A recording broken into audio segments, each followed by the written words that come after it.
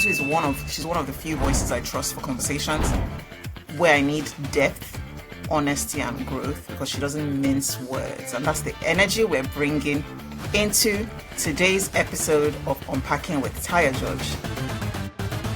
I am 1,000% responsible for myself. Responsible for my actions or non-actions, responsible for my reactions, responsible for my life and what is going to happen to me in the next 20, 30, 40 years. But lot of adults are stuck, mentally, emotionally, even spiritually, like they don't even realize it. So why do you think so many adults are stuck? Being stuck is a concept of the mind. First and foremost, if your mind can break through certain limitations, you're always going to be questioning and throwing blame or apportioning blames to people and situations. As long as you believe on the concept that you're not a tree, you're not a tree planted in it. You can go anywhere. Right? And it's you told me that like five years ago. My life was never the same. Because there's a lot of noise and a lot of things happening, you have to intentionally program your mind to take what is relevant for you now and would help you get to the next level. So, guarding your heart with all diligence, for out of it flows the issues of life. I love it. What kind of person do you think 2026 is going to reward? 2026 will reward people who are future proof and ready.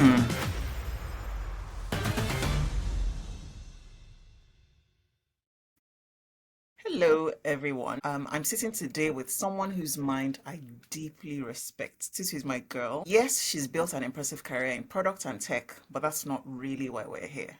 Tutu is a thinker. She's one person who will tell you the truth without decorating it. Tutu, for me, is the person who cuts through noise with clarity and courage. And I really value the relationship that we have. And I'd like to share, I'd like us to have one of these private conversations that we have with you in the open today. So Tutu is one of the few voices I trust for conversations where I need depth, honesty, and growth because she doesn't mince words. And that's the energy we're bringing into today's episode of Unpacking with Taya George. Welcome, Tutu. Adetutu Laditan. Thank you, Taya. Really excited to be here, and I'm honored for that introduction. So thank you. You're also in my mastermind crew, people that I lean into. I love when it. I need to have radical candor conversation and get feedback. Love it. Thank you. Mastermind. What did you call it? Mastermind pod. Crew. Yeah. Crew. Pod. Yeah. So it's not going to sound like a typical podcast interview. We're just having a conversation, really. So you and I are talking the same way we normally talk over the phone because you're in Nigeria, I'm in the UK. Yeah.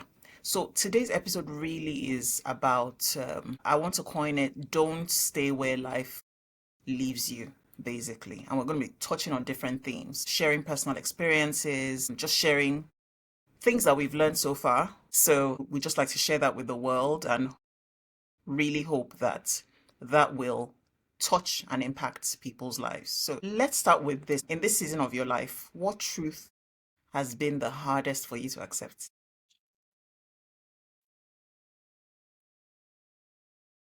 Okay, so I think at this stage of my life, right, I'm in a phase where maybe it's accepting that I have it's not hard for me to accept, but it's a truth that I know that I am 100% responsible for myself.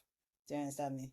I am 1,000% responsible for myself, responsible for my actions or non-actions, responsible for my reactions, responsible for my life and what is going to happen to me in the next 20, 30, 40 years, responsible for writing my legacy, responsible for my actions and my inactions, my thoughts.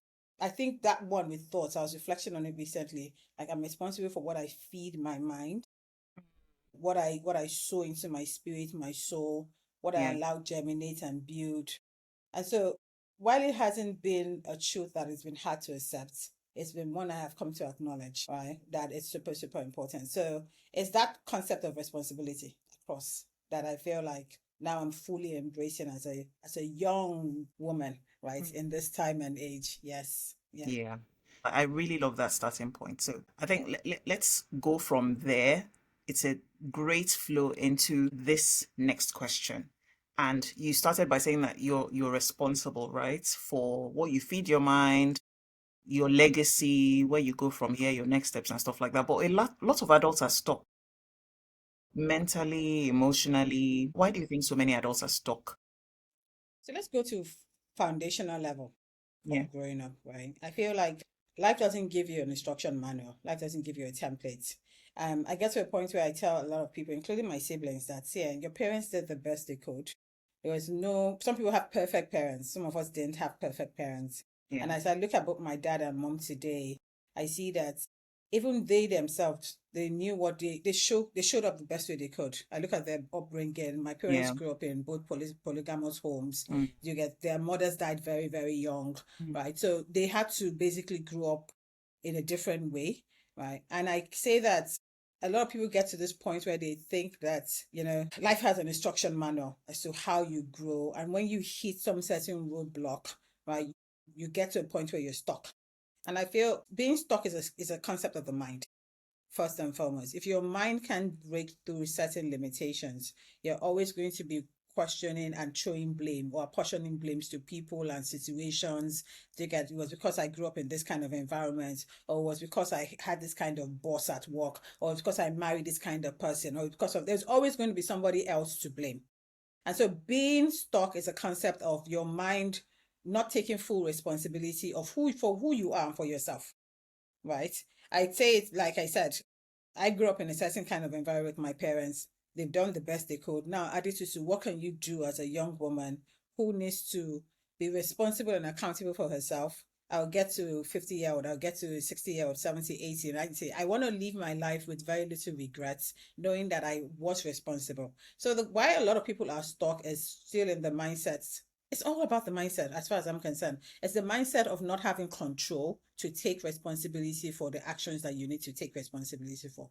Action moves you further. So sort of reflect. I mean, you have spoken about this thing about making sure you're doing a constant audit of where you are, your journey so far. There are many things you couldn't have controlled in your life, but what are the things you can control? And doing an audit of your journey so far, and then looking at what are the things that are constant blockers, right?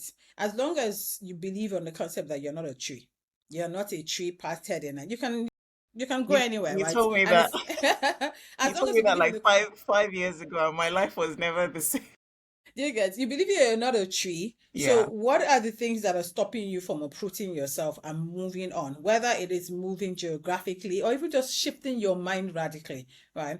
So I would say even the Bible talks about be transformed by the power of your mind, right? I Yeah. would say that a lot of people are stuck because their minds are stuck. Yeah. I love that. I think a lot of like the background, your parents' background that you mentioned was similar to mine. So my mom, for instance, was it that she became an orphan at the age of 3? So she kind of like raised herself. And I think we really need to cut our parents some slack because they were just human beings and they did the best they They could. knew how to. I mean, if they knew better, they would have done better. Exactly. So, they only knew what they did what they knew how to do best, to be honest. And I think Mm-hmm. there's something I've heard because you said you can come from a family, but you don't have control over where you came from, but you do have control over what comes from you, basically. You have that control going forward. And I love the Christian spin that you brought to it, where the Bible says that we should be transformed by the renewing of our minds. Okay. So it's mindset, right? It's all about the mind. Can we talk about a little? I want us to unpack that a bit, this whole mindset thing. And it's probably like a journey. It's going to be a journey, some short, some longer for Yeah. people. Yeah. What would it entail? Renewing that mindset, shifting that mind position. What does it take to break those limiting mindsets and getting unstuck? What do you Yeah. think? What are your thoughts? So I learned about this concept of unconscious committed beliefs that we do not even know we have as human beings. And it takes a certain level of self-awareness for you to become super aware of some of those things that are shaping what you believe around the world. Okay, if you believe the world is evil, it's a corrupt place, that's all you will see. Whatever your beliefs are, you would magnify it. You know that concept Yeah, of the red car. The yeah. red car, if you want to look for it, you see it That's what you everywhere. see everywhere. But if you think the world is easy, it works in your favor, if I put in discipline and work, I will get it, your mind begins to magnify what you focus on, Yeah. right? So I think from a starting point is, what is your belief, and do you even have a self-awareness of what that is? Because without self-awareness, this conversation shouldn't even exist, right? So there's a level of making sure that you know what your unconscious committed beliefs are, things that are your biases, your beliefs around family, around the world, around work, around. It's many people believe that money belongs to a certain class of people. Many people believe that no matter how much they work, they will never become rich. There's certain mindsets that you need to break down in your headspace first and foremost. And then once you overcome that barrier, you then need to start shaping a new mindset of belief. Like I said, once you have certain self-awareness, you're aware of where you are currently and what you need to do to get unstuck. And that would be like taking radical steps to change those beliefs. In taking radical steps is what you feed your mind. We're in a world where there's a lot of noise. Tell me, you talk about noise. Yeah, Everybody's talking at the same everybody's time. talking. We're talking. We're talking, And there's right? this thing, there's this thing you said about the average human, the number of thoughts that goes through the average Over a mind thousand thoughts in on a a daily day. basis. Yeah. Yes. And you have to be careful what you're catching, because you could open social media and you see a thought on war or kidnapping or something that's really good. And if you catch that and let it germinate in your mind and you build upon it, then you see that you're suddenly afraid to go out or you're thinking about it a lot. Because there's a lot of noise and a lot of things happening, you have to intentionally program your mind to take what is relevant for you now and would help you get to the next level. So, guarding your heart with all diligence, for out of it flows, the The issues of issues of life, right? life. I love it. So, that is where I feel the mind can begin to shift.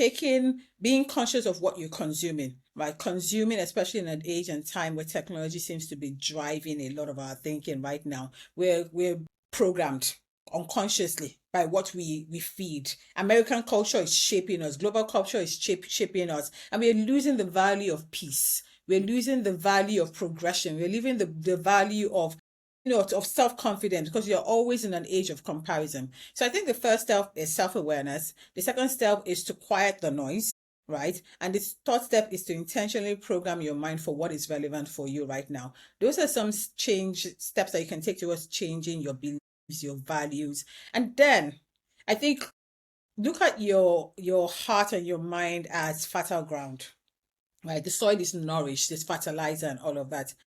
Capture your thoughts as much as you can. Once you see yourself being thinking in a line that doesn't align with where you want to go, you need to capture that thought, hold it in, and try to throw it away. And throwing it away is replacing it very fast with another thought, because whatever you seed in that nourished soil would expand and build. So we talk about money and concepts. We talk about all of that. Some people know that they look at the patterns of their life. My father worked, he became a pensioner, right? And all of that. If you believe that is how society and life works, you allow it to seed in your mind, its own tree, and that is your belief. And it could limit your growth when you think about the opportunities that are out there. So I think I mentioned three things: self-awareness, Yeah. right? Quieting the noise, and then basically replacing your thoughts with what would work with for you. I love, in fact, this is how I think this is Clock how the it. new, yeah. So that self-awareness bit is something I personally wasn't aware of for a very long time. I wasn't aware of the kind of thoughts going through my mind. And then I found out after a while that I'm a very reflective person, and I would say I'm more introverted than, you know, extroverted. Extroverted. Yeah. So people who tend to be reflective and introverted are more, they have a critical inner voice, and I tend to be more critical of myself than even other people. So it took a while for me to know that, okay, I'm talking down on myself in my mind, disqualifying myself before even giving myself a shot. And I mean, I found myself in recent months even saying, their thoughts. And I love what you said, that be careful the thoughts you're catching. And the Bible says, take no thought. I'm going to include the verse of that scripture. It says, take no thoughts, like don't catch it. Don't collect those thoughts. Just Yeah. relax. Yeah. Jesus said, God is just trying to get you to relax. Just Yeah. chill. Don't take that Yeah. thought. And I find myself nowadays having to actually verbalize. I speak out and I say, okay, that's enough now. I'm talking to my thoughts. When it keeps going and it's trying to spiral, I actually verbalize and I'm like, that's enough now. And then it stops. That's So good I think, programming. yeah, and the Bible even says, as a man thinks in his heart, so So is is it? he. So, and I think that really aligns to everything you said, that Yeah, it's your view of the world is really that's what ends up 100. surrounding you at the end of the day. That's what ends up being people's experiences at the end of the day. So really, Exactly. where we are today, and I tell my children a lot that where we are today, it's a result of the things we were thinking about last year and the decisions we made last year. And that's how Hmm. life is. Where do you want to be Exactly. in the future? Think about those sorts of things, and exposure, the kind of things you expose yourself to, Yeah. very key. I think you touched on a lot there. I want us to talk about comfort. Sometimes life is good, but people are not necessarily growing because life is good, but it's not growing you. So what do you think people get wrong about comfort? When you say comfort, better help me Yeah. understand. Like within the context of what? Life is good, everything. And I'm talking about people have ambition, but sometimes maybe that ambition has been fulfilled and then you get to a point where you want to settle. So you've reached that point and you're like, okay, I've arrived. And then you just want to chill. How does one balance, okay, I've arrived, it's time for me to chill? Is that really, what do you think about that? I want to chill and then you're not growing any longer because you've just settled. At what point should people ever get to a point where they feel like I'm good? I don't want anything more from life. There's someone I like to listen to, Myron Golden, and so to you and I, we like to listen to a lot of podcasts. Good. We'll be advertising names now. We'll start calling them Emma Grant, Mel Yes. Robbins, and Wherever see you Gary and all the Obisio, and rest. all those people. No. He's an American podcaster. He's over 60, and he says that when he asks people, he's a multi-millionaire. When he asks people, "Oh, how much money do you want to make?" People are like, "Oh, not too much, not a lot, just enough to be comfortable." It's like, why? That's the most selfish thing ever, really. Why would you say you want to make just enough to be comfortable? Because it's not really about you. There's so many destinies that are tied to you as a person. So why do you want to just get to that point where, okay, you're fine, your family is fine, and you're good?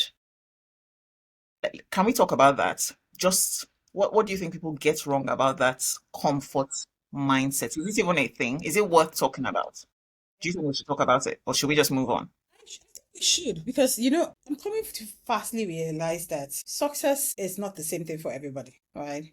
Some people would have millions of dollars in their accounts and they will still hunger for more, right? And somebody is just has enough, they have a roof over their head, they're happy, they have good health, and they're good and they're happy. So it's not as if life has a template for what success should look like. I love And that.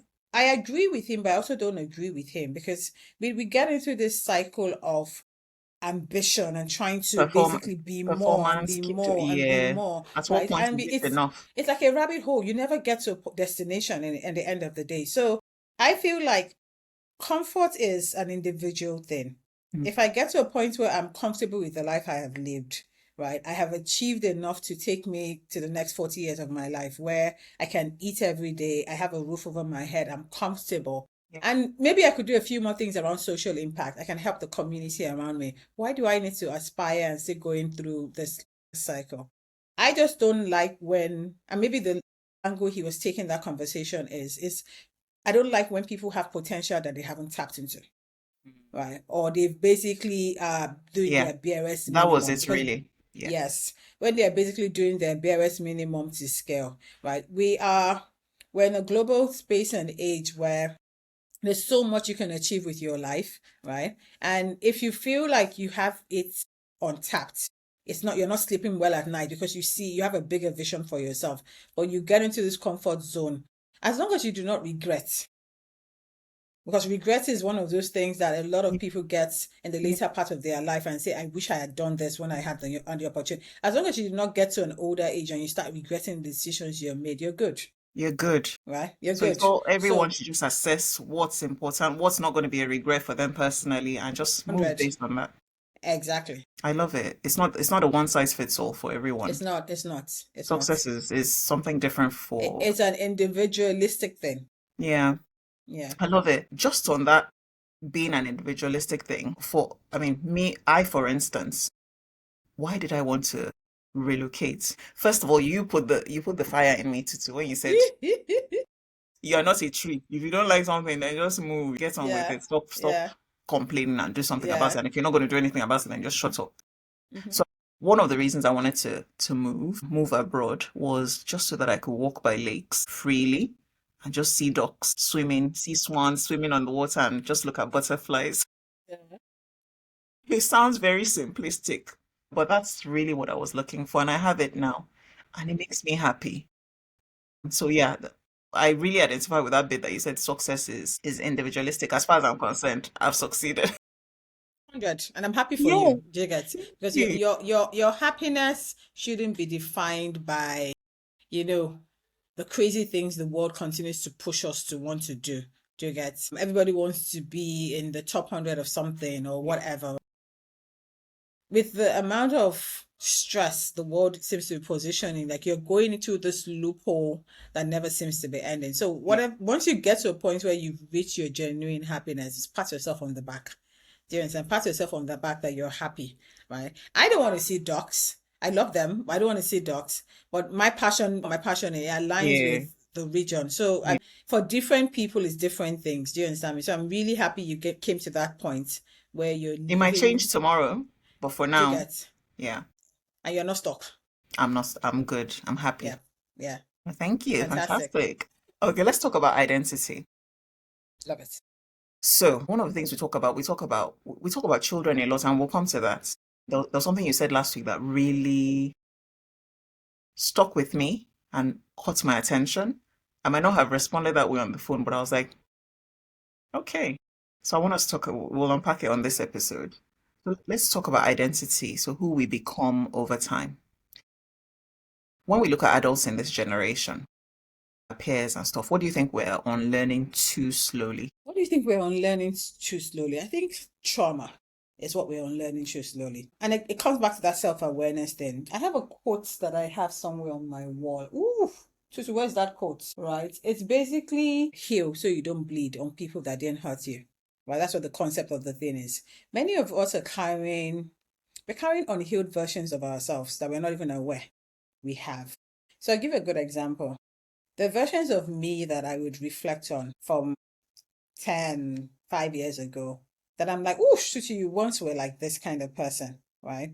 And maybe as I reflect, I look at my upbringing, I look at what were the things that were triggering those versions of me, where I was a bit more bullish around certain things. I was a bit more, assertively rude about certain things, right? And I'm now in a space where I feel like through counseling, coaching, I mean, God's grace and guidance, I have left that version and I'm now in a new state. But a lot of people are still, this is who I am. I can't change. That's the wrong mindset. Right? So we still carry these versions of us that are bleeding on people and even cutting through ourselves, right? Because we are not aware that we are not healing as fast as we can. So I always do this thing where I do a self-check. Why are you yelling about that? What is your trigger? And we all have triggers. Well, we need to catch ourselves. We have triggers. So why am I triggered by this situation? And if I reflect on it solely, it might be something that happened to you in secondary school. It could be how many people have made you feel, right? It could be a reflection of what culture, upbringing, whatever. You need to take that unhealed version of yourself and intentionally work on it. So I would say we are really unlearning. And unfortunately, we live in Africa, or I live in Africa, where we are not going through this phase where we're talking a lot about some of the versions of ourselves and we're going through therapy and all of that kind of stuff. But I fundamentally believe that a lot of people are slowly unlearning the fact that there are traumatic experiences in your life that have shaped who you are today and continue to reflect in your everyday. Trauma.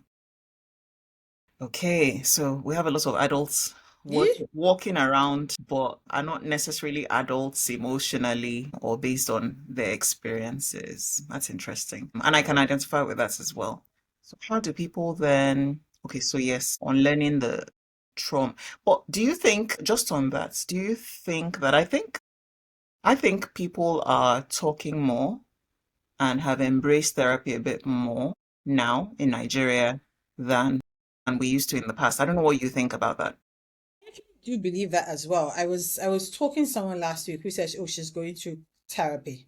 And that's something that 10 years ago It's wasn't like, what's that necessarily therapy was about? that exactly. So I feel a lot more people have embraced it because maybe thanks to technology, maybe thanks to the fact that therapists themselves now are supporting, right, are supporting and putting themselves out there and calling, Yeah. building a community and all of that. So I would say the role of technology has been very, very helpful, but also there's a new set of awakening that is happening with a lot of people, where they're a bit more conscious about who they are, their journeys, and how therapy helps in life as a whole. It helps you with your mental health. It helps you with your physical health. It helps you with your spiritual health. It helps you with how you engage with your family, your spouses, your children, your community as a whole. You start learning frameworks. You start learning principles, tools, and resources that you can acquire that makes a better version of you. And people have seen changes in themselves as they go through therapy, especially if they have the right therapist. So I'm happy that that is happening in this region right now, and especially in Nigeria as a country. Yeah. Let's talk about, so we're talking about therapy. Let's talk about therapy, children, because I just mentioned that Tutu, I love talking to you about children. So yeah, you're a solid mentor for my children, even though I don't think we've done a very great job following up with you this year. But you constantly challenge my thinking, my parenting styles, and there's so many different things that I've learned from you when it comes to parenting. So please take your flowers. Yeah? I'll share one of those things that I think would be useful for people. But I want us to talk about children for a moment. And I said we spoke last week, and one of the things you mentioned that really caught my attention was when you said children today are losing their peace. If we as adults are going through so much, and there's so much noise, like you said earlier, then can we imagine how it must feel for children? And I mean, I have an 11-year-old who is always asking me, when he's going to get a phone, and I'm like, dude, you're not getting that phone till you're like 17 or 18. I was like, oh, mom, what do you mean? I'm like, I'm just going to try and protect that innocence for as long as I can. And but it's not the case with so many others. He has a lot of classmates. He's still in primary school, and quite a number of classmates who have phones. And we were saying that back in the day when we were in school, once you go home for that day, once school closes at 1 or 2 or whatever, that's it for the day. You're not taking school home with you. You're not taking your classmates home with you. The conversations are not continuing once you get home. But Yep. now that's not the case. You close from school and it's like another school starts when you get home, and the conversations continue online and stuff like that. So that really caught my attention when you spoke about peace and children losing their peace. And I've been praying so much. When I lay my hands on my children and I'm like, you will not lose your peace.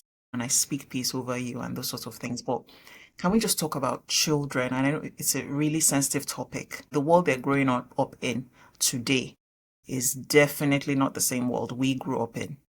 And I think our generation is very quite peculiar and interesting, because I saw a post on LinkedIn that I totally could relate with. It said we're the only generation that can switch because of how we grew up. We grew up without the internet, we grew up playing outside, and then somewhere along the road, the internet came up, and then so we're the only generation that can really we can switch nicely, seamlessly between going cold on social media, just going off the internet completely, taking a social media break or fast for however long we need to, and then coming back when we want to. But a lot of other generations cannot do that. So what do you think today's children are struggling with, that most adults don't fully understand from, yeah, from what you've seen from, yeah, Okay.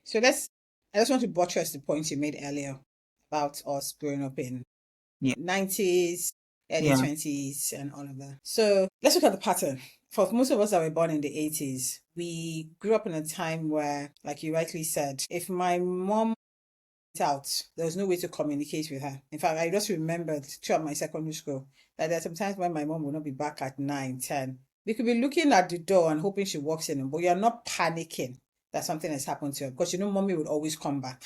yeah, Like mommy will come back. So where there was a certain level of peace that we had in that generation where, because there's no phone, there was no way to call mommy and say, Mommy, where are you? And start worrying and all of that. And that doesn't apply with parenting right now, because a lot of parents, because of technology, you trust that your kids will go. If they don't come back on time, you're worried, but there's no way.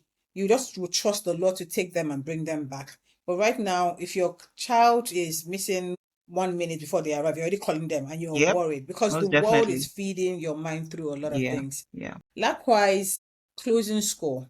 We had programming that was happening when we think about how technology was. Technology for us was the TV, right? TV stations and radio. So we'd get home by 4 o'clock.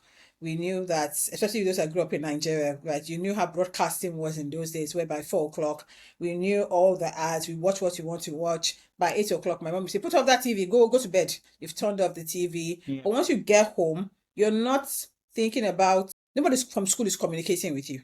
Any form of oppression or bullying or anything, it doesn't continue. There's no online conversation, right? So you come home and your mind has shut down from all the activities that happen in school. You do your assignments, you're watching Super Ted or Voltron, you're eating, you've gone to bed, you wake up. It was a routine way of living. Yeah. In today's world, because this generation, whether Gen Z or Gen Alpha, it's born right in the middle of technology, right? There's a lot of things that is shaping them. And those things that are shaping them are making kids lose their peace. Because first and foremost, comparison is the stealer of joy. So kids are constantly comparing each other, success level, beauty level, the vanity metrics that don't matter. Do you get who has It's more not just likes, who has adults, more eh? following? It's not just Yes, adults doing that comparison. yes, exactly. Because the world seems to be sort of encouraging that as a pattern, right? Where kids are in that space. So young people on TikTok are getting a bit more suicidal happening. And we see how technology seems to be shaping that and empowering that in one way or the other, whether conscious or not. At a young age, parents give their kids cell phones. Yeah, And sometimes the logic is so I can be able to reach out to them when they go out, or so yeah, I can be able to call home. But we give them this tech enabled, internet enabled, visual enabled devices that allows them go on social media. So they're consuming both the good, the bad, and the ugly, right? And once they begin to get into this place where they feel they need to also get a social profile, they come to realize that when they get to school, there are the cool kids, there's them. And so if you're not in that class of cool kids, sometimes you might be bullied because of your color, because of your body type, because of your thinking type. Different orientations might make people bully you. And that bullying starts at school, but it moves from school to the house. yeah. So you have children who are constantly looking for validation online. There are people who are tagging them and abusing them. And so the child begins to get restful, right? Or restless rather, and it's losing their peace and they're browsing through the night, right? Parents are now realizing that at 10 a.m. they have a child in their bedroom, antisocial, not talking. Because in those days, Tayo, me and you, we know now, you will talk because there's nothing else to do. It's either they say go and read your book, turn off the television or turn it on, or how was your day? There's what are you going to be doing after Yeah. reading book? Do you Now, get? teens have headphones 20. They're not talking to their How do you even parents. Yeah, how do you communicate through Exactly. that? Yeah. Right? So they become very antisocial because everything is happening online. They're looking for some level of validation and likability from online. And I really firmly believe a lot of this generation has lost their peace. You don't see cheerful teenagers as much as you want to. You don't see cheerful children who are talking to you and having intellectual conversation, because half of the time they are gaming, they've zoned out. It's different age and time. They're outliers though. There are outliers, Yeah. but I think the outliers are people whose parents have taken charge. Have been intentional. Intentionality, right? Because I've seen that the earlier you give your child a cell phone, right, the more they get into that phase of being tech zombies. They get being caught up in all of that. I But the like that this later, is I like that yes, this is coming from you, because and the reason why I'm saying is that you yeah, worked in Google for mm-hmm, 10 years, and I was sharing with my son just last week yeah, actually, yeah, when he kept hounding me for this whole phone business. mm-hmm, mm-hmm, I said, look at the news. Mommy is not lying. I'm not joking around here. Look at the news. See what the news says about tech, Zuckerberg. What's the other guy? Microsoft. What's it? Bill Gates. Look at the ages they gave their children. Bill Gates didn't give his kids any devices till I think 15. And Mark Zuckerberg, I don't even think there was an age Even there. there's an interview with the guy who is the CEO of TikTok. He says his kids are not even on the platform like that. I mean, that was an old interview I think he did a couple of years ago. But they themselves, they know the implication of getting kids on the internet hooked and fast. Not just hooked, because once you get them on fast, they become hooked, right? Because So the the thing is, guys who once are, you catch children young, that's it, isn't it? that's it, For yeah. any product or service, isn't it? Exactly, exactly. So the guys who are building these technologies also have, they know the implication of some of these things. So children who are outliers are people, are kids that have grown up in homes where there's a bit of intentionality around how their parents engage with them and technology. So the parents that have, they give you the device, but it has a window which you can use it. You're not using it while at school. You're not using it even when you come home. You use it, maybe you have a 1 hour window. There are parents that have like parental control, like child safety features, all of those on their devices. So they actually monitor what the child is using the technology for. There's some kids that are not even on social media. What they're using their devices for is to like stream certain channels, like watch YouTube Kids or watch certain things, right? But that is guarded control because they also understand that I want to make sure my child is future proof. I'm preparing them for what a technology driven Yeah, world yeah. that is going to be shaped or is already being shaped right now. So I don't want them to lose technology skill sets. I want them to think of themselves as people who can use softwares, program, and Yeah. all of that. So I'm giving them tech to enable them, but I don't want them to be consumers of the wrong thing, right? Because we're such in a consumer-driven world, whether it's like you said, there's a lot of noise. Everyone seems like, and tell me, you talk about it when you talk to your son. And so, what do you want to be? I want to be a YouTuber. YouTuber and Like, Michael Mike. because the YouTuber seems to be the ones making the money What and YouTube all will of that. censor this video because of that part. No, it's a good thing. I mean kids can become YouTubers, but the thing at the end of the day is what is driving that urge. It's because Yeah. they're consuming a lot of content from kids that are similar in age and even older, and But they've seen it's how not, it shaped yeah, it's not a bad economies and thing. money. It's not It's a bad actually thing not a at bad all. thing because The that means the challenge, child wants to be however, the child doesn't just want to be a consumer, but a producer. exactly, exactly. So that's the balance. What the balance is consumption versus production. Do you understand me? So, are you raising children that are consuming, and what exactly are you consuming? Or are you raising children that are shaping their thoughts and the skill sets? Oh no, do you know? I see an opportunity here that I can maximize. And more importantly, are you raising children that are discussing what they're discovering online? Because there's some kids that are, the more they consume, bad, for example, they don't talk about it with their parents. And parents are like, I do know a lot of people that just for the sake of their peace of mind, give their children devices. Take, let me rest. And they don't Agency. care, bless you, they don't even care what the child is doing on the phone. So are we those kind of parents versus the parents that are, what are you consuming? Let's talk about it. Yeah, It's heavy. it is heavy It's heavy. It's a lot, and it's not easy by any standards. at all, at By all, any at all. standards. So I remember, so I have some systems for my children, for instance, like right from time they don't watch TV on weekdays, on school days, and no games on the weekends, only games. They only play games during the holidays. And I remember initially when I was much younger with the children thinking, "Ah, maybe I was being excessive. Is it not too much? You know?" And my husband was also like, "Ah, babes, chill and everything." But when he saw the children's results coming in and they were like doing exceptionally well, he was like, Yes. carry on and keep it on, keep it up. But it's definitely not something that is easy to navigate, I would say. So since we're talking about children, so if there was one, if if you could teach one child, if you could teach every child one emotional skill, what would that be? Just one. If I could teach every child one emotional skill, it's maybe self-regulation. Love it. It's also, I think self-regulation has to do with what I initially said about the concept of just knowing that you have control of what you think and how you think and all of that. I think that needs to start at a very young age, right? I give credit to my mom for one thing that maybe helped me in a good way. Is I think from a younger age, because I could use my hands a lot to draw and all of that, she sort of encouraged that skill set, right? And my mom used to sort of one, and not just my mom, there's a few people that I've worked with that would praise me as a child young, and that helped me boost my self-confidence. So despite everything that was around me, Trust me, at some point, my brother will call me, my elder brother will call me Alangba, which means lizard. Why? You've heard the story of the Agama lizard that went up a Iroko tree, and the tree was blown, wind was blowing, and the tree was going right, left, center, and the lizard fell down.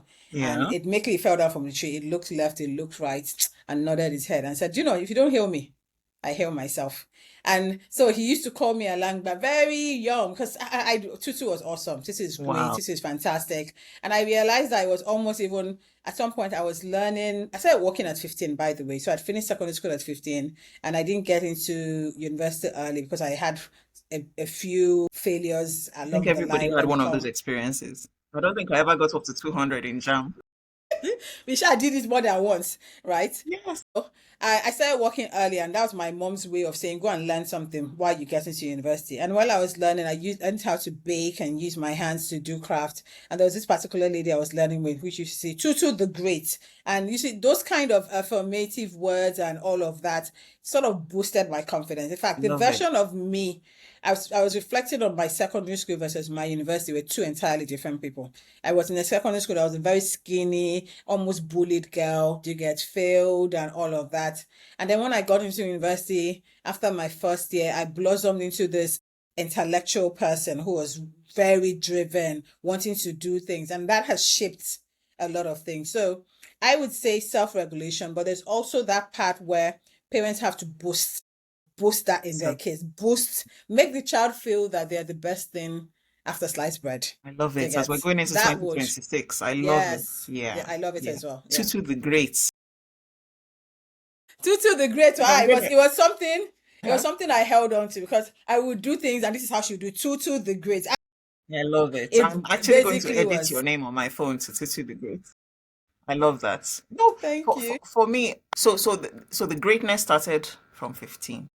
Mm, What impact did So I've heard the part about that lady building your mm-hmm. self-esteem and all the Yeah. things that happened. But what impact did starting work at 15 have on you? Okay, so this conversation is very timely, and I see why it's timely is because I'm also in the fact where I reflect on hiring right now. I've been Yeah, yeah. hiring this year a lot for Wolf Studios, and I've had situations where I've hired like Gen Z, and I'm seeing that what kind of work culture is this? Hmm. Everybody seems to be wanting, they feel pressure. They're low, I'm Your overworked, I'm mental all of health. that. My mental health, none of these things I can't relate with. We I think shouldn't be working laughing. at I shouldn't be 15, we laughing actually. shouldn't, but working at 15 Hmm. and becoming financially responsible at a certain very young age. Because the initial idea with working wasn't working to earn money. It was working to use your time. My mom had a fear that as a young girl, as a teenage girl, if you were just sitting at home, boys will start talking to you. She would say to you, about me, Michael, you get. So there was her intention was basically use the time well to maximize the time well to develop some certain skill sets. So within that period, I learned how to, I mean, I can run a bakery. I learned how to bake, to mold things with sugar flour. I went to sewing school. I learned how to make beads. I started working in an event company with my auntie. So I learned a lot till I got into university, and that continues throughout my university education. So I was financially independent right throughout university. And so I bought my first car or my first job, right? I'm able to compartmentalize. Tayo, we talk about side hustle. There's plenty. I'm able to put things in. Oh, this is Woo Studios. Okay, I need to work on Woo Studios today. Tomorrow, I'm At the doing same green. time. Exactly. I'm doing green spaces. I'm doing this. I'm doing that. And that basically has shaped how I think about work culture, right? So working early is one of those ways where you help children build the skill sets that say you have to be responsible and develop certain skill sets and values that will shape you for the future. Not a lazy person by anyone. I'm very driven. I like certain things, certain ways. And I also have this mindset that it's something me and you spoke about when I used to go to Daystar, and that Pastor Sam would say, I can never be stuck. It's my Yeah, principle. yeah. I can never be stuck because there's always something I can do. I can think of 300 There's value. ideas. There's so much Exactly value in you. Yeah. at the same time. So I feel like working early is something that every parent should aspire for their kids, whether they're on summer holiday or anything. Just get them into that system of independent thinking. Get them into that system where they start seeing principles, values, beliefs that will shape them for a work economy in the future, right? Let them acquire multiple skills. They might eventually find the one that they would land on. But see, we're in an age and time where Isha is also very important. Many people have certifications and degrees that they don't use. What is feeding them and their generation on board is the skill set they have learned with their hands, right? So I say, and I say it confidently, that I'm a product of working early. I'm a product of getting out of the house at 15-year-old, taking public transportation, Yeah. going into a place where I would walk till evening, not even necessarily just molding things, but even doing some of the corporate skill sets. And I'll go back home. And whether it was 10 naira, 20 naira, I don't know how much I was being paid then, I was happy. To see you're making money. And it's To your see you're money. making money. And it's my money. I love Yeah. that. I think in the Western world, it's probably easier for people to relate because children start to work from a younger age here because you start working and contributing to the household bills and things like that. But maybe in a country like Nigeria, it's not the same. I mean, young people live with their parents till it's time to get married. Or here from like 18, once children go to You're taught once they about go to independence. But I university, also it's feel an like, independent. Yeah, go ahead. yeah, I also feel like it's not parents sort of create shelters around their kids where we're guarding them and we are leaving our fears through our kids But it's a different because type of world now, Tutu, isn't it? it's the same kind of world. Is it? There's been World War I since World War II, 1940 something. It's a different. It's not what has changed significantly. What is changing now is we are now Quality in a of world where human we are beings. but we're losing values. That I agree. The way we grew up with cultures, with beliefs, with values. I quite agree. But we're in a world where the things that are happening in other parts of the world are hitting you almost in immediate. So you care more and fear is building out in you. I don't necessarily think people have been dying since the beginning of the world. Kids have been dying, there's been war, there's been fun. There's nothing that has radically changed, right? Values have We're just seeing it more because of social media where and the internet, right? bless you, right? There's a certain of awareness that is brought in. And yes, I quite believe that we're losing who we are as a people in itself. But I also feel like a lot of parents are mirroring themselves in their kids, consciously or unconsciously. And I say unconsciously because sometimes you see kids that are afraid because their parents said, "Mashi ben or so don't do," and they have certain fears, right, around certain things. So I also believe that it's the same way. I think me and you had this conversation, and I want to remember if it was you I had it with, where I say my kids will be okay, right? And I say my kids will be okay in the sense that we both had public education in one way or the other, living in Nigeria. We both, I mean, I'm not going to Harvard yet. My parents could not even Neither have I. afford. I'm not going to Yet, Harvard yet. I didn't not go to, yet. yes. My parents could not afford private education. Do you get, we grew up entering public transport, but we turned out From well. nine I've years worked at old. Google. You've worked in some of the biggest tech companies as well. Your kids will be okay in the sense that just do your best as a parent to give them the right foundation. They will sort themselves I out. remember that conversation that we didn't necessarily Yes, have the best growing up, but we're okay. but we're okay. And I see that part of, oh, my child, parents worrying. A lot of people that I know that they can't go on to live the best version of their life because they're saying, I'm trying to help my children be this. And I'm like, it's good. They'll be I really fine. think, but your children will be fine. Live your Your life. children will be live your life because your children would also look at you and say, "Mommy is living her best version, so I have to aspire to be my best version as well." See, Versus you too. putting your life on hold, and not being happy because my kids have to be. Oh, you're trying to raise generational wealth. Tell you, I don't know about you, but I don't know the house my father is going to live for me. I don't know the house my mother is going to live for me, right? And I'm not necessarily interested, right? I'm building for Tutu. I know what my wants for my life at 80. And I mean, I want to give to my kids, which is something that the Bible even encourages, right? Yeah. But I want my kids to know that you need to build your own life as well, right? So don't mag bojule me. Mag, you get, and in that Yeah, sense. So I'm in the headspace to your question around parents shouldn't mirror fear onto their kids. Let's shouldn't be okay at the end of the day. I will go everybody will be all right. And in the same vein, now everybody go chop breakfast. last. Oh my gosh. And just in that vein, I was Mm, I was watching a video mm-hmm, just in the last last week about I think it was Pele, his home in Brazil. Okay. Huge Being mansion. abandoned. Yes. Like my mind was just completely blown. That's What? it. Yes, like that's one of the things he would have worked so hard for. Sprawling mansion, swimming pool, everything, and empty with trees growing inside the house. So it's really like, okay, kill and lay. For people who don't understand, kill and layers. What are What we are we chasing? chasing? The two things that come to my mind as you say that thing. I tell you, me and you always talk about it in one way or the other. There's been a couple of videos I've seen on social media where you look and they show you a graveyard where the space that you take at the max is 6 inches, and no Yeah, matter how big you are, is this is all you leave at the end of the day, right? You can't determine what happens to your property after you go. Do you get? You really can't determine all of that. And you can't take it with you. So at the end of the day, we get into this space where you always have to, I mean, do the right thing, focus on your legacy, but know that as you came naked, they wear clothes for you when you're going, but your dead body doesn't you care. don't That's even you number don't one. even have control over the kind of clothes they wear for you afterwards. Exactly. And then number two is this. I was watching this Eddie Murphy's Babsy that came out on Netflix. I think it's called Being Eddie or something. And he was just sharing through his life and all. And he was talking about some of the artists and the earlier comics, and Richard Pryor, Rick James, do you get Fox Red, and some of the people that he had worked with. But he said he remembers paying for the funeral of some of these guys who spent years working on their life, and by the time they no penny, penniless. Incredible. Right. So he paid for one of it. And I'm always thinking that, life in itself, I always say, yes, me and you talk about it, it has no templates. But at the end of the day, right, you go through this cycle of trying to be, trying to be, trying to be. But these people eventually just, it just doesn't, they leave with nothing. Right, they actually leave with nothing. They die in bad health. By the way, most of these guys. By the time I'm reading cause of death, it was just crazy. They died in their 60s and 50s. So I don't know how we got to this particular point I'm saying, but it's important for all of us to reflect on the journey of our life. Yeah.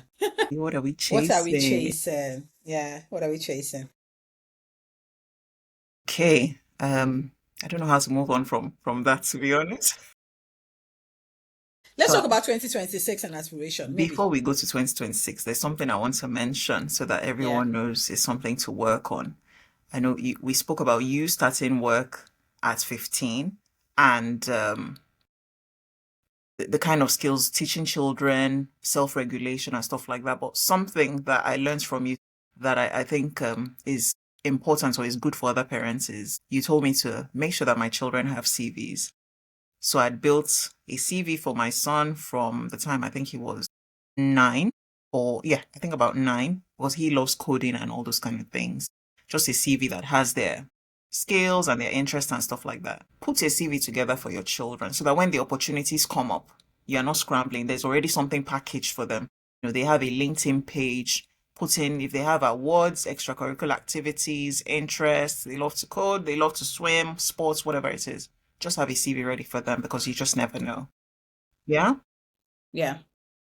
What inspired that? I'll say two things. I will always remember um, my first internship while I was at university. And I went to meet the MD of this media company. And I was in 200 level. And he asked me, "Where's your resume?" And I was like, "I don't have one." He said, "Yeah, you should have one. You should have one. You should go and get one ready." And then I was even past my teenage years. So I couldn't even find something. But I just really took that on to say, right now, we start having a resume because we think that that is the beginning of our lives when we begin to work. But you Yeah. have to understand that children leave their house every day to go to work in one way or the other, academically to succeed, to become better versions of themselves, to learn new skill sets, to learn new information. And some of them are in this pathway as they learn. There's no record of their achievements, things that would help them validate the journey that they are taking on it. So having a resume and even encouraging your kids to write one themselves. So it's one thing Themselves. to write it for them, Yeah. but having it's a way for them to reflect on how they're performing and how they're living life, right, as they go around this journey. So somebody who is doing summer internships or is basically even winning awards in schools, going for camps and all of that, and programming, coding, doing cooking competition and doing things. Those are activities that are shaping them for the better versions of themselves in the future. Let them have one way or the other to articulate it. So I feel that when a child is about to go to, let's assume it's summer break or it's a Christmas holiday and they want to do 2 weeks work, they should be able to go to an employer and say, this is why you should hire me. I have this skill set. I wake up as early as this, right? That prepares them mentally for the future of work. That prepares them mentally and it boosts their confidence, which is another cool thing. It boosts their confidence and allows them to take ownership for their own development and achievements. So I say that from an early age, let children start working on their resumes. They can read it and say, oh, do you know what? I need to update my resume every Quarter, term, 6 months. every Yeah. quarter, every year. You get so they write now, I've acquired this new skill set, I've acquired this, I've acquired that, right? And then do that throughout their lives. Because by the time they are now ready for the future of work, and right now, think about it. If you want to go to any Ivy League school or any of those good universities, think about the Yales of the world, the Harvard of the world. They focus really on impact. They focus than academic success, by the way. They focus really on impact and all. If children are taught from an early age to start thinking about community project impacts, and they will find ways to document it, you can confidently write a cover letter. You can confidently say, this is what I have been doing. So it's something that I'm glad you started. I'm encouraging a lot more parents from a very young age. Think about, it's not necessarily, don't call it a resume, call it a bank for documenting their journey. Call it a bank for documenting their achievement and encourage children to write it by themselves, right? Give them templates of work so that they think and extensively say, okay, how do I write this? Right? How do I showcase the impact I'm working on in my life? And it's just for their own self-validation at the end of the day.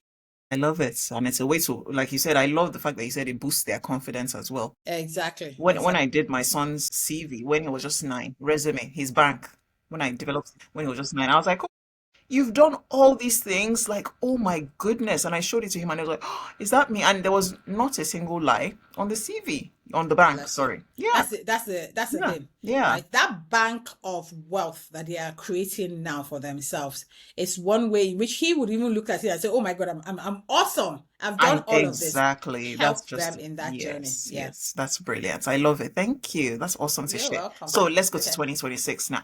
Yes, So Adetutu, so what kind of person do you think 2026 is going to reward? that's a good question.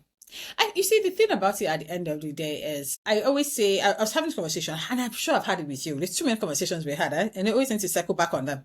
But I always say, and I'm telling this to myself as well, that am I able to predict the next 5 years? There's certain things that we know now that we wish we knew 2 years ago, right? Wasn't me and you talking about real estate? That I was saying that the piece of land that was X value has 4x or 5x now. And that I wish I knew then I would have bought like 3 or 4, right? That is predictive things that we're saying. I want us to go into 2030 way ahead if we possibly can and look at the trends that are shaping 2025 and 2026 and say what would happen in 2030. We're going to be in a world that is driven a lot by technology, right? So should I be building for the future? Right? Should I be tapping into it? Should I be improving my skill set? Think about the job loss that has happened in the last year and this year exactly, where some people have been made redundant because the skill sets they have been replaced by artificial intelligence. And now that we're such in a world where it's all around us, right? It's thinking for us, it's shaping all of us. 2026 will reward people who are future proof and ready. Future proof requires you to see that technology is going to be doing driving a lot of change, right? Economically, you get, even from a creative standpoint, it's going to be driving a lot. It's going to be a world that is going to be noisier. because a lot more people would have more smartphones, would be speaking at the same time. So it also requires you to guard your heart and basically filter out what is irrelevant to you. Yeah. 2026 will also require you to start thinking way ahead about how to maximize the tools and resources at your disposal to make sure that you don't live a life of regrets. Right. And so it's one of those years that I would say start strong. Start by, I was telling somebody recently that I want to move from having annual goals to having quarterly goals. And that basically requires that what is important for me for Q1? What do I have to have achieved in the first 90 days of the year to make sure that I'm winning already? Right. And I'm not setting goals of you get a mansion in the sky, no, but just the basic things that are habit building, right? That will give me more peace, will give me more time. I want to buy more of my time so I can do the things that I love, right? There's But this book I'm very, called The 12-Week Year. Do you know the in book? fact, hey, are you? No, okay, that's not the one I have. I have this book on my table, The 4 The Hour Work Week. 4 Hour Work Week. Okay. I Yeah, have I was one, just the reading it. 12-week year. Yes, right. And I want to buy more time. I want to buy more time to do the things that will Four make me hour work not, week. Okay. yeah, that will make me live a much more productive life. So 2026 we reward people who are just future proof, taking advantage of some of the trends that we're seeing and sort of integrating them into their jobs, their everyday living, their professionalism. It will reward people who think about peace first as well. Don't be caught up in the chaos. There's a lot So of when chaotic things. you say think about peace first, what do you mean? It means that there's going to be a lot more global issues, things that are outside of your control, macro factors, right? And if you're not intentional about your peace, you're just going to be stressed throughout All over the 2026. right. Yes. So it will what people think about peace first. It's something my business. Why should it be my business? Right? Control what you can. Right? Pray about the things and take control what you can. Do things about things you can do things about. Evoke change and all of that, but be intentional around your peace of mind. So you do not get into this place where you're stressed and your health, because stress and health don't go together, Yeah, yeah, right? yeah. Your health is impacted because you're caught up in all the things that you can't control. So it will reward people who are thinking about their peace of mind, but it will also reward people who are action orientated. Me and you were talking recently, and we talked about like without no action, there's no change, nothing changes. You get. I posted this thing that Mel Robbins talks about, this her 5 second principle, Yeah, right? yeah. Which is making up your mind to build habits and do things. Your alarm clock goes, don't snooze. Just get up and get shit done, right? So it would be that year where just move, take action regardless. Just move, just keep doing, Just right? The move. universe rewards people who are taking action and all Hmm, of that. hmm. So future proof, peace of mind, movement, right? Key things that are important for shaping the next area we're stepping into. Love it. Thank you so much. Fantastic. Just move. Just You're get things welcome. done, isn't it? Get things done. Get things Lovely, done. lovely, lovely. Should we say Yeah. something? Should we say something about the African creative economy? Your baby. That's important. I was just thinking, reflecting because I was reflecting on the Africa creator economy, and I think just the creative economy, not even creator as a whole. And I think about the untapped opportunities that are currently available and how it's important for us that are in this space and in this region to not be discouraged, right? But to also come to the realization that we're in a region that would always be considered emerging. Mm. There's no this savior mentality. Africans need Yeah, to get off yeah, into that. yeah. Somebody's coming to come and do it. The government will do it. This tech company to come and invest, right? We need to get out of that mentality and start taking charge and doing, right? So as I think about the creator economy or the creative economy that I am passionate about, a lot of the focus is on stealing with pride. I don't mind. What is Love working that. in Taking Asia? that. I'm Yeah, taking that, by the way. Yeah, yeah, yeah. what is working in Asia? What is working in APAC? What is working in Europe? Replicate. What is just still reply some of those baby steps that they're taking and replicate it, right? And move. You get move as much as possible. I'm hopeful and I'm optimistic that next year would have some really dramatic changes in the way a lot more people are able to export their talents. A lot more people are able to monetize, build sustainable careers, right? A lot more people are able to build thought leadership, build their brand, become a bit vocal. I think exposure is also very important. Like I travel and I want a lot more young people to travel because if you can sit in your own bubble and think you've arrived, right? And I say this local champion mindset is good, but it won't feed you. Your shelf life begins to decline. So travel, get exposure. Even if you're not traveling, watch content that opens up your mind to the new world, right? There's an interview with on the Diary of a CEO, which came out with Kevin Hart, Yeah, yeah, and they talk about the concept of the unknown unknown, right? The unknown unknown is this concept of the things that you do not know, you do not even know. yeah. Do you get? And so we should That's stop. even the worst place to be, isn't it? That's the worst place to be, right? So we should intentionally say, there's a hard thing that comes to you that, oh my God, I never knew that. And it will only come when you seek.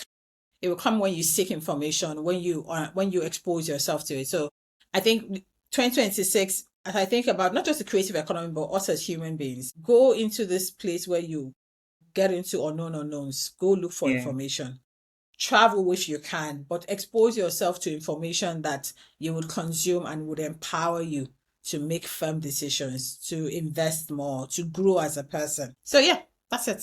It's a beautiful place to Lovely. end this conversation, isn't it? We can It go on and is. on. It There's so is. much to talk about. But we'll probably have a part two in 2026. We will. We have to. Yes. We have to. Yes. And I think it was this time last year or maybe 2 years ago. We actually had something on. We had a webinar on Oh, LinkedIn yes, about that's goal true. setting.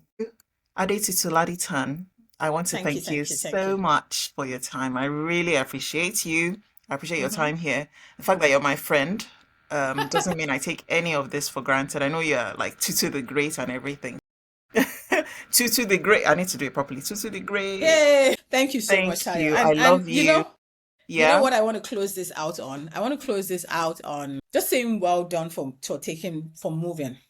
Right. I think me and you had this conversation around life and just thought leadership and building. We had this conversation. We had it for a couple of years. But the Yeah. fact that was when you came, we saw in London, I think in Yeah. May or Earlier in the thereabout, year. earlier in the year. We are talking about this journey, even the tight lane and all of that. And you moved. And you as you were moving, you were touching base, but I just saw tire is moving, or tire is moving, or tire is moving, or I'm not but you there yet, moved. but Yes, you moved yeah. with many uncertainties, you moved with fear, you moved with all of it, but you kept moving, right? And this is the beginning because people are always looking for perfection to start. It's not about perfection, it's about taking action. So I'm super proud that we're in November 2020. Who won't see this episode till December? So yeah. It's Yeah. fine, right? We're in 2025 Yeah. towards the end of the year, and you've moved, right? And you've taken action. And while it might not be perfection based on your standard, it is perfect to move than to not move. That's what the world rewards. So kudos to you for for challenging yourself, doing it afraid, just taking steps to being a better version, right? Unpacking with Tayo George and unpacking with the Yeah. world. Is it this or this? So I'm optimistic that Thank this you. time next year we're having this conversation and you're moving into new terrains. And this is an encouragement to anyone who is Yeah. overthinking things, I'm the or queen. questioning their I'm the queen journey. of overthinking, by the way. Yes. Overthinking things, questioning their journey, comparing themselves to Yep. other people, Definitely. and more importantly, questioning themselves, Yeah. imposter syndrome and everything. Yes. The one thing I would say to close this statement is the world does not care. The Hmm. world does I not love care. it. And you're always You have telling to, me, yeah, yes, attention span is so short. They might discuss it for like 2 minutes and then moved it's all on, gone. They've right? moved on. Nobody So cares. people stop thinking people are judging you. Stop thinking people care and they've carried your matter on their Love head. it. My dear, live a life of no regret. So because you know the world does not care, do what you need to do. Pat yourself on the back and keep it moving. Simple. Thank Yeah. you. This is beautiful. Thank you. Thank you. Thank Thank you. you so much. Thank you. It was Thank you lovely, for lovely being being here. here. Thank you, Yeah. everyone, for watching Unpacking with Tired George. If this conversation shifted something in you, please share it with someone who needs it.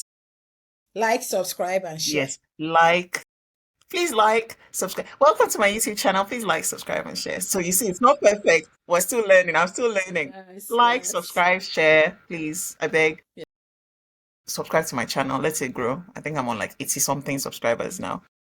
We'll keep it moving. We keep it moving. My goal is to hit 100 subscribers before the end of the year. So please, if you're watching this and you haven't subscribed, kindly subscribe to my channel. for more of these kinds of conversations. Thank you so much, Situ. I appreciate you. I love you. Thank you for being in my inner circle. Thank you for pushing me.